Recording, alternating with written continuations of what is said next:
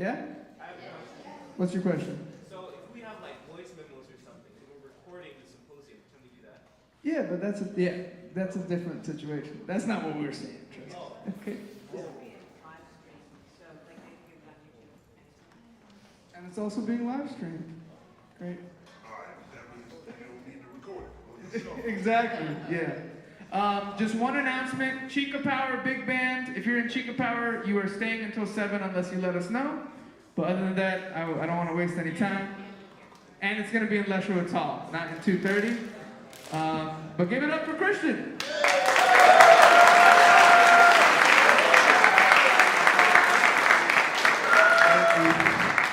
Thank you very much. So I've created a little playlist for you guys, and it's going to be based around, actually before I tell you what it's based around, let me pick a random person. Which one of your favorite jazz standards? What? Nardis. What's one of your favorite jazz standards? I don't know if it's a standard, but One by Art Blakey. Well, by Wayne Shorter. Art Blakey recorded it. But okay, that's good. Give me yours. Yes. Giant Steps by John Coltrane. Giant Steps. Give me an old jazz standard. Ooh, what you know about that? St. Louis Blues. Okay. Which after you've gone? That's a good one. Which one? In the. Wow. That's real old. Way back in the back. Nice work if you can get it. There will never be another you. Let me hide. No, they can't. I got a question for all of you. For those of you that name those old standards, do you know the lyrics? I don't understand English.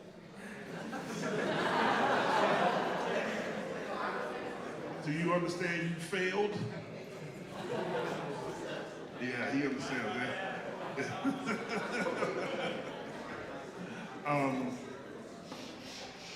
So, all of these standards that you all play, the majority of them come from Broadway shows. And a lot of times, these songs, as they've grown, as they've gotten older, sometimes jazz artists kind of, you have lost the context of where the song comes from. And a lot of those songs had what they call verses, which are like the songs before the song. It's a little like the 16-bar intro before the song actually starts. And there's so many of those songs that have verses that you play that you probably never heard. And I'm guessing you probably don't know the lyrics to a lot of those songs. So, these next 45 minutes are going to be dedicated to singers. And you're going to be seeing some really cool clips that I've compiled for you. Me and my production manager, Serafino over here, we put something together for you that we think you are going to enjoy. And let's get right into it. The first two things you're going to see come from perhaps my all-time favorite singer of the American Songbook, and that's one Francis Albert Sinatra. So let's check this out. This is Frank Sinatra with the Count Basie Orchestra in 1966, and then from his 1973 NBC television special.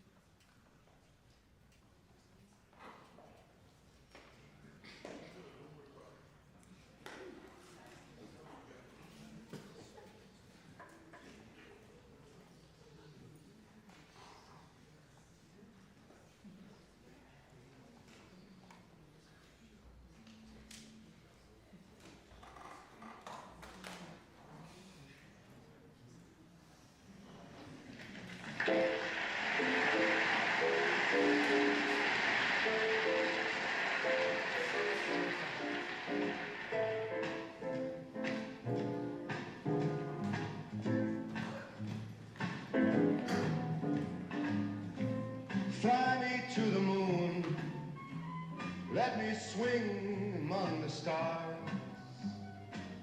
Let me see what spring is like on Jupiter and Mars. In other words, hold my hand. In other words, baby, kiss me. Fill my heart with song. Let me sing forevermore. You are all I long for, all I worship and adore. In other words, please be true.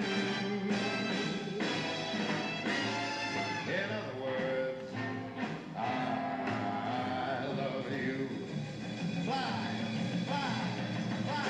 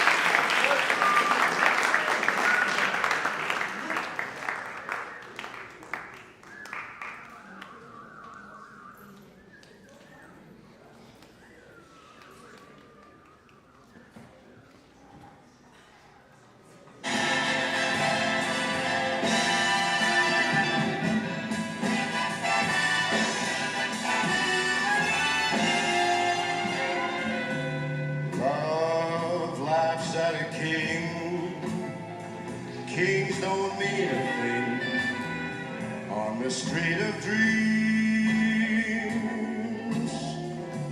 Dreams broken in two can be made like new on the street of dreams. Gold, silver, and gold, all you can hold is in a moonbeam.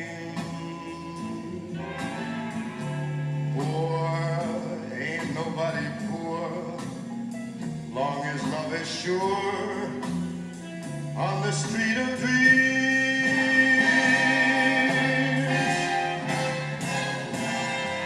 All that gold, silver, and gold, all you can hold's up there on that moonbeam. Poor, nobody's poor, long as love is sure.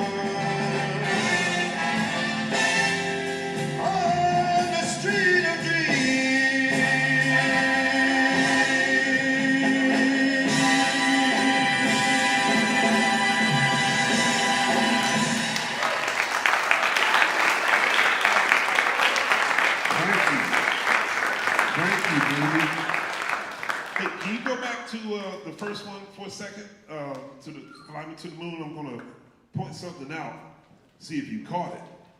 Like the beginning? In the middle. Put it in the middle. Love laughs at a kid. You know who that is conducting the band?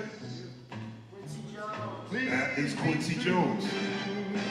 Young Q. In other words, You can turn it off. You know, I don't know how true this story is, but it's a good story. That's the dangerous part about jazz mythology. Well, I guess any mythology, you know. Entirely good stories might not be entirely true stories, but this story is that Frank Sinatra was on the bus with his fellow bandmates from Tommy Dorsey's band. It's like 1939, 1940, and Frank allegedly said to one of the band members, he said, "The Basie band? Now that's a band." Tommy Dorsey said, "What you say?" So Frank was always down. He was always down with the swing. My introduction to Frank Sinatra was actually through the man who was playing bass on the second track, and that was Ray Brown. I was used to, like many of you, all my favorite versions of jazz standards were instrumental versions. I thought in order to learn the correct changes to any given standard, you know, it never entered my mind. Love for Sale. You don't know what love is. Songs like that. I'm looking for the instrumental version. I'm looking for the Byrd version, the Miles version, the Dexter version. And Ray Brown, who I started to become close with, he said, "Man, no, don't listen to none of that. You gotta listen to the vocal version." I went, "Oh, duh." And I said, who should I listen to? He said, "You can't go wrong with Frank, Ella, and Nat." And understand see, this is one of the drawbacks of being young. Sometimes you're proud of your ignorance, right? So when he said Frank, I was kind of like, "Sinatra?" And he's like, "Yes." I'm like, "But I didn't know. I thought Frank was corny. You know, growing up in West Philly and all this R&B, I was like, nah, Frank Sinatra, you know, that's corny. Nobody listening to that." And then when I even gave off a whiff of that, Ray Brown looked like he wanted to backslap me, right? And I was like, okay, this came from Ray Brown himself. I said, "Where should I start?" And he said, "Get any of the records he made with Count Basie. I think you'll like those." And boy, that was an understatement. And all of these songs that we played at these jam sessions, I now started hearing the lyrics. Started hearing it slowed down. Started hearing them in different keys. Started learning what the actual melody was. And the reason why Ray said Frank, Ella, and Nat are because he was very deliberate in saying those three. He says because they always respected what the composer originally wrote. They're never going to embellish the melody too much to the point where you don't know what the actual melody is. They're going to embellish it just enough to make it theirs, but it's not going to get too crazy. And I fell down a rabbit hole. I mean a deep, deep, deep, deep rabbit hole of Frank Sinatra. And I haven't gotten out of it. So Old Blue Eyes is my man. Now, we're gonna go. Wait a minute. See, I was gonna say it wouldn't be a bad thing to replay that, because I was gonna play along with it, but that's okay. Let's go, I think Nat King Cole's up next, right? Let's go to Nat King Cole.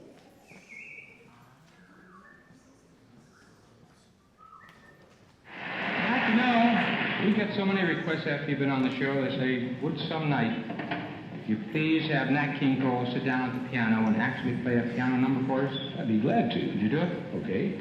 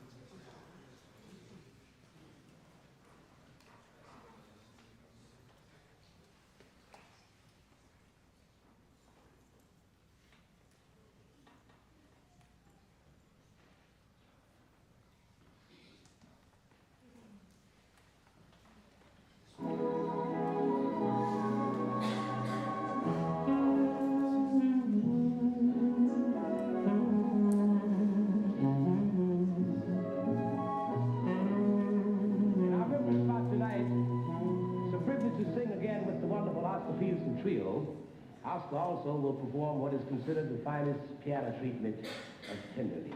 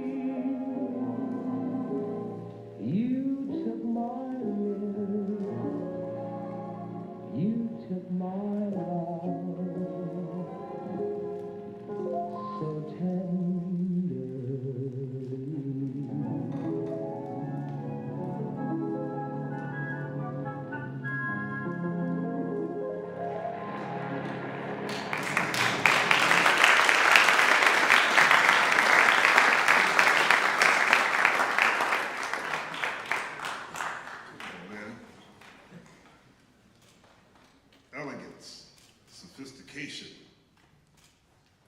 just undeniable class, emotion and skill.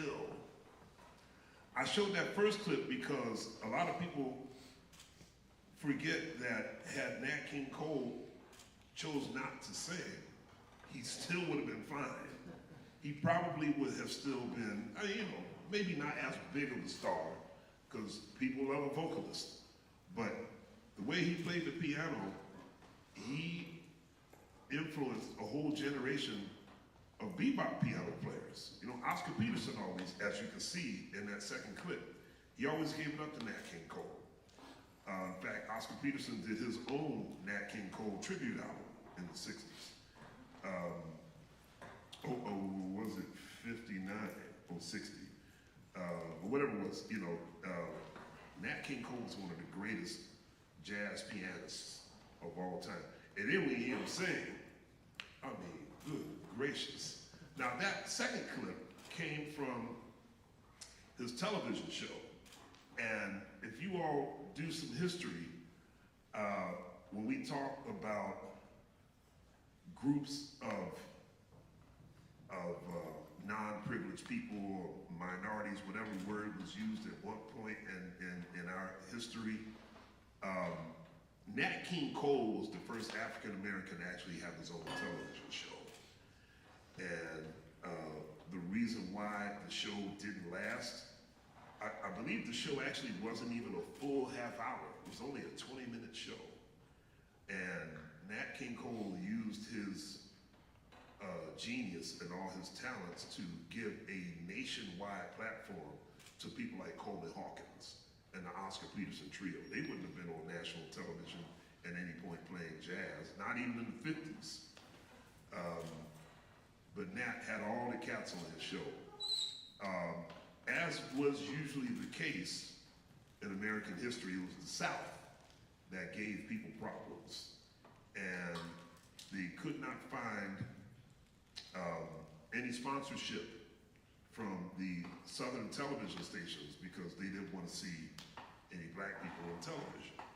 And so they couldn't get any sponsorship, and the show, I don't even know if it lasted a full season. But thank goodness, somebody had sense enough to store the tapes. So there's a lot of the old Nat King Cole shows that are, you can still find them on YouTube and things like that. But, you know, what a voice from heaven. So you heard Frank, you heard Nat. I swear I didn't do this on purpose, but Ray Brown played bass on that second track with Sinatra. Ray Brown played on the track that you just heard with Nat King Cole. And now you're going to see probably the most incredible female singer ever walked the earth, Ray Brown's ex-wife, Ella Fitzgerald. So like, I promise I didn't mean to make this a Ray Brown themed class, I swear I didn't. But here's some Ella Fitzgerald.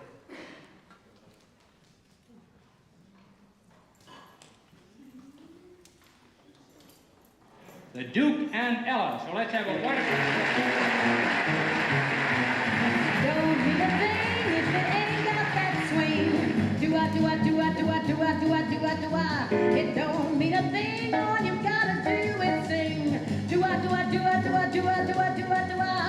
Makes no difference if it's sweet or hot.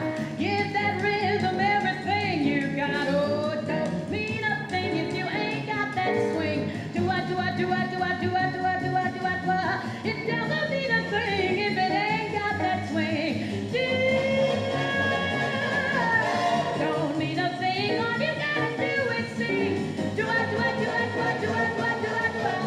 Make no difference if that's sweet or hot. Give that rhythm everything you got. Don't mean a thing if it ain't got that swing. Do-I.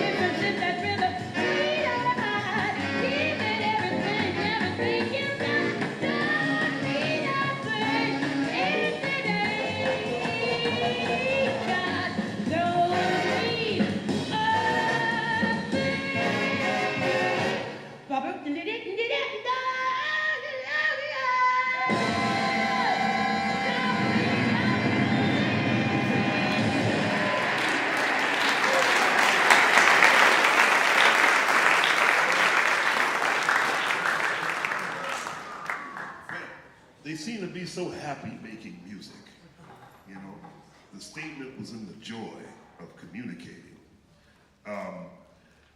We running short on, because I got a real nice long list for you, and I know I'm not going to be able to get through all of it, so I'm going to skip a little bit and play you probably possibly Ella's most celebrated counterpart, her dear friend for many years, the sassy one, Sarah Vaughan. And before we get into it, I'd like very, very much for you to meet the Bob James Trio. On piano, Bob James.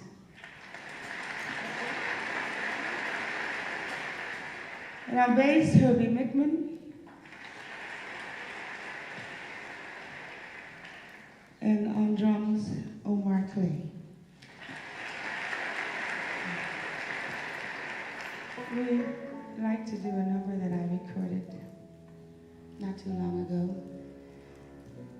It's very beautiful, and we do hope that you enjoy.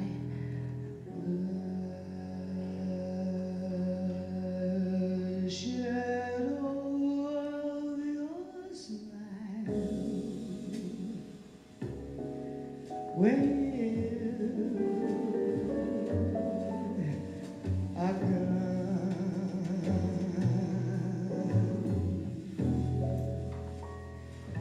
will color my dreams and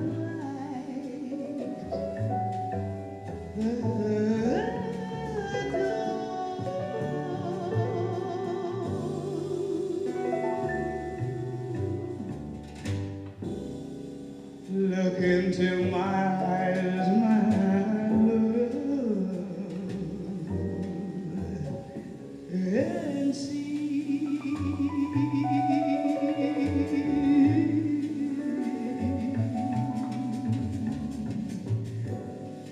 all the lovely things you are to me. A wistful little star was far too high.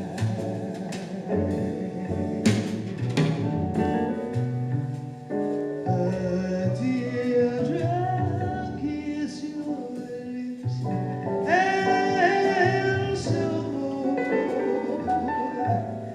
did I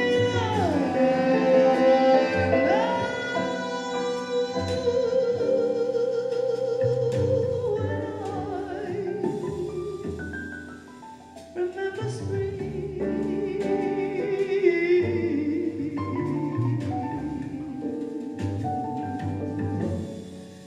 All the joy that love can bring, I'll be remembering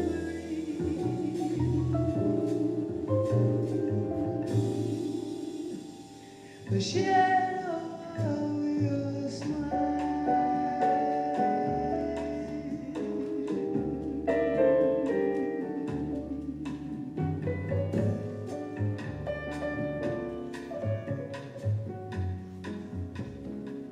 I'll whisper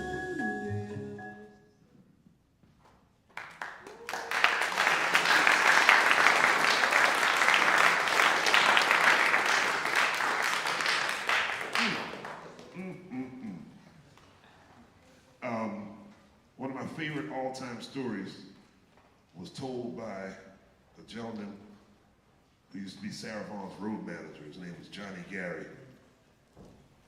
And they were doing one of these big all-star concerts. It was Ella and Sarah doing a double bill. And I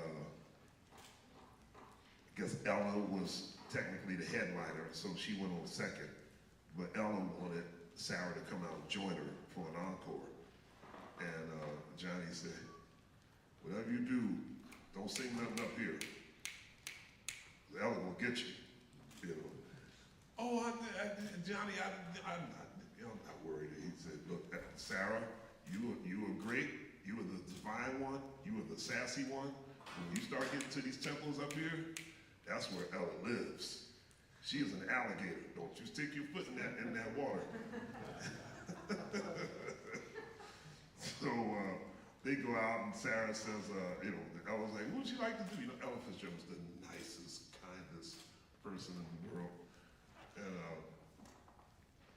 Sarah says, oh, how about something like Perdido? And Johnny said, he was backstage like, and he said, you know, Sarah went first and just like Kobe Bryant, you know, went out there and slashed it. Black Mamba. Then MJ took the ball.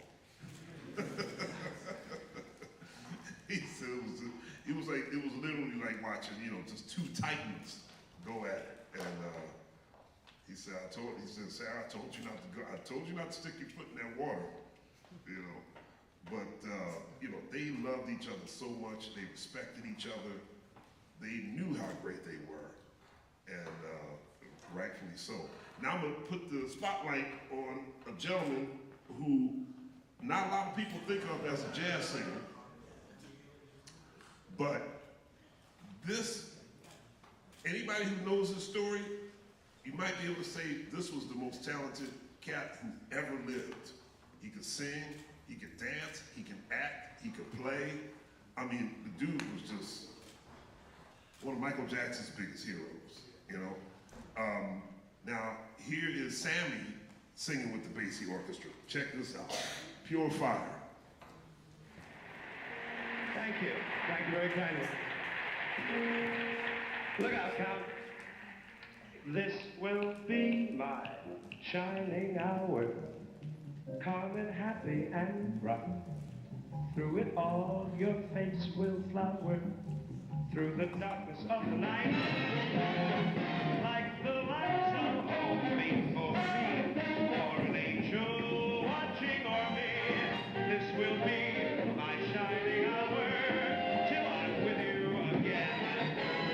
This will be my shining hour.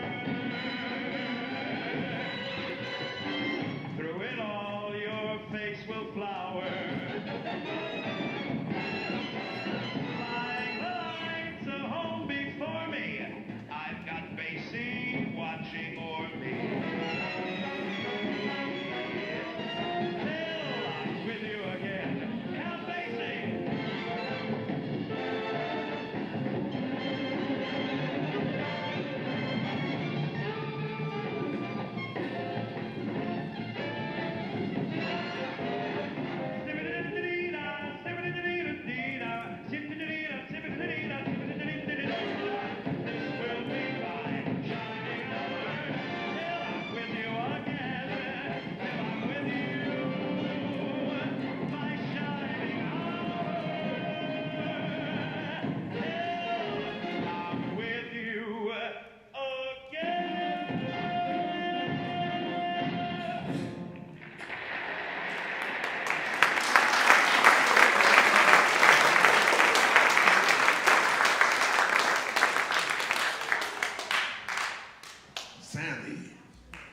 Great drummer, great vibraphonist, great pianist.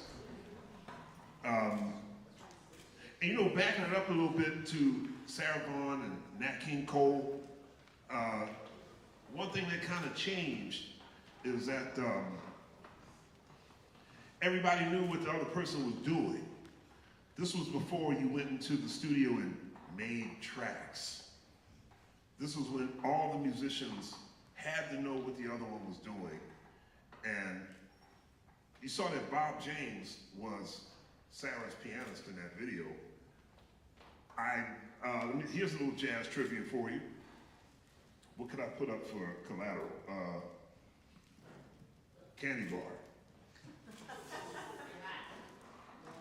My hat? Who said that? Who said that? All right. My hat for collateral. Who's the pianist who replaced Bob James in Sarah Vaughan's trio? Only she can answer this. Are you the one asked for the hat?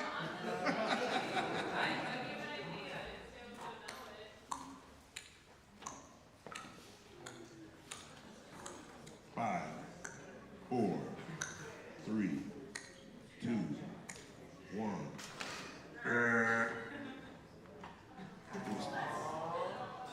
It was Chick Corea.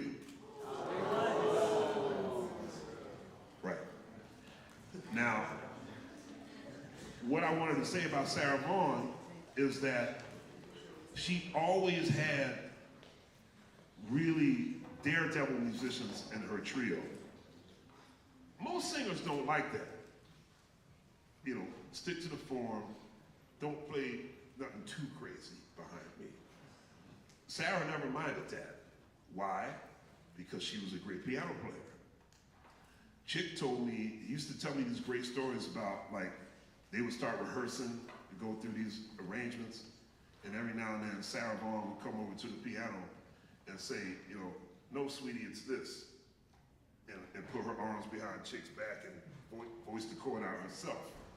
And she was able to, you know, talk to the drummer and say, listen, we're gonna do 2 A sections and we're gonna come back and you know, we're gonna, I'll let you play the bridge, I'll sing the last A, we'll do a 16-bar tag, we'll do 3, 6, 2, 5. So like she could talk to the musicians in instrumental terms, but also Chick, Kirby McMillan, the bass player, Omar Clay, whoever was in her group, they knew the lyrics to the songs. So she didn't necessarily have to say the bridge. She would say, hey, we're gonna take it from There Were Questions. You know what song I just quoted? No. No.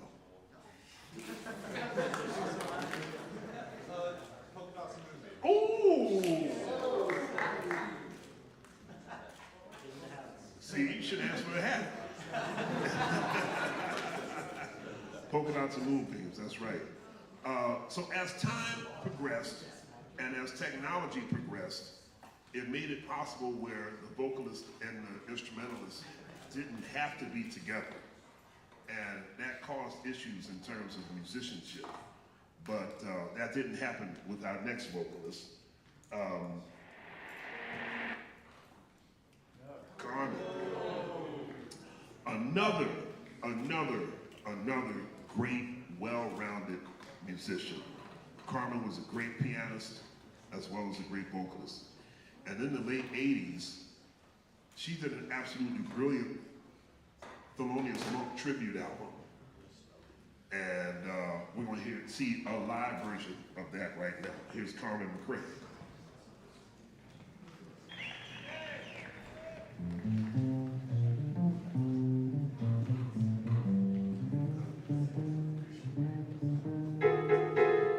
Some folks sing and others don't. Others find someone who won't. Thelonious can do that.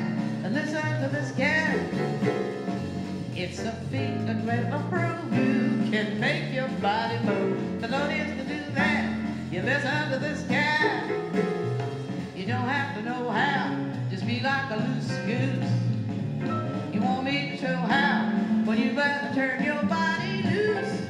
Some cats swing and others don't. Don't you be the kind that won't. Thelonious can do that. You listen to this cat right here.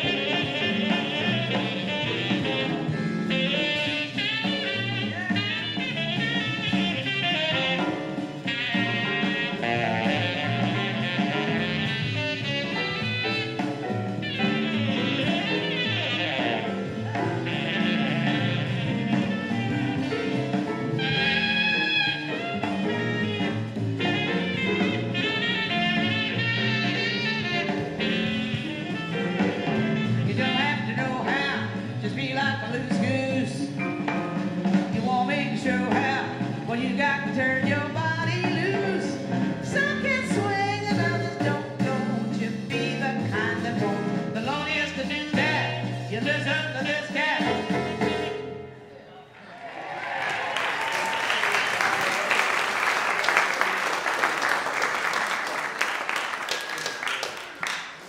We got just time for like, oh man, I think there's only 2 left, right?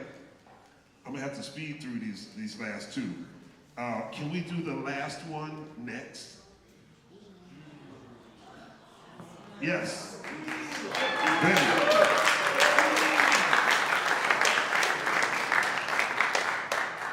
This is Betty on the Tonight Show from 1993 when Branford Marcellus's quartet was the house band. So this is really great. Check this out.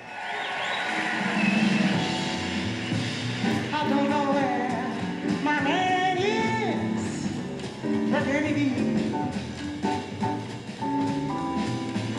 What is he doing? I've been looking and looking and looking all over. Hoping he'll be found. I'm on the loose. I don't like it. Take my advice, girls. If you got a man, hold on tight. Don't let it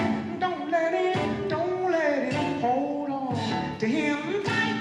Don't let him go.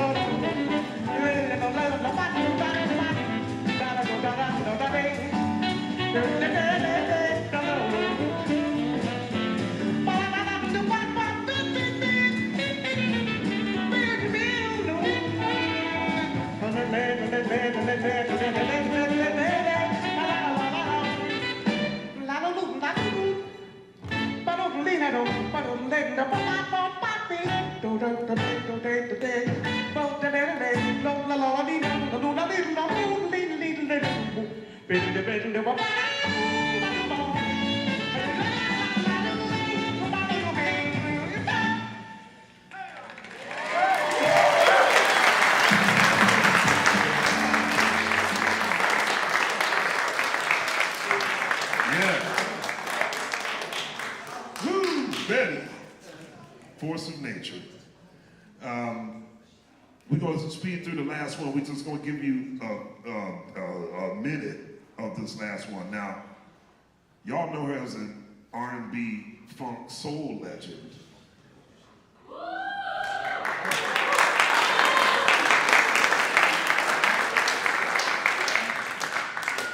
Some of y'all don't know her jazz chops.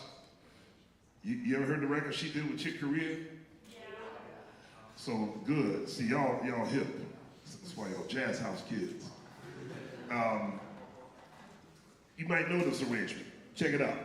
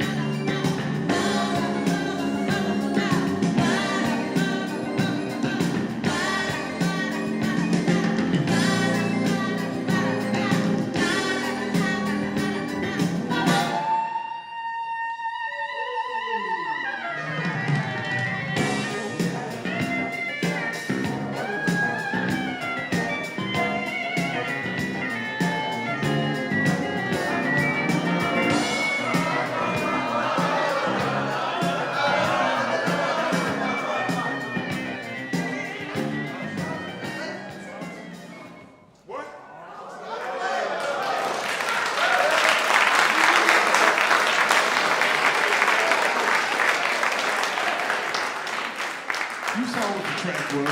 You look it up and listen to the whole album on your own time. But there were a couple of things that we didn't have time to play, but pay attention to vocalists. Go back and listen to as many vocal renditions of your favorite standards as you can. Learn the lyrics. Learn what show it came from.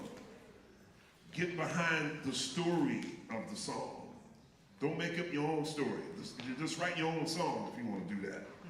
When you're interpreting someone else's song, find out what they wanted you to know.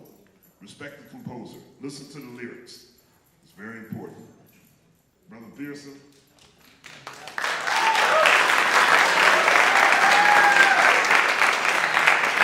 Can we get another round of applause to Mr. McBride?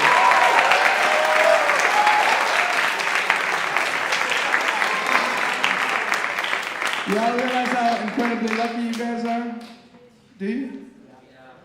All right, good.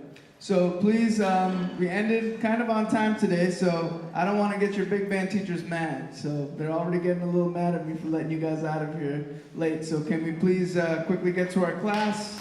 No dilly-dallying. Thank you so much for staying off your phones. Don't dilly-dally.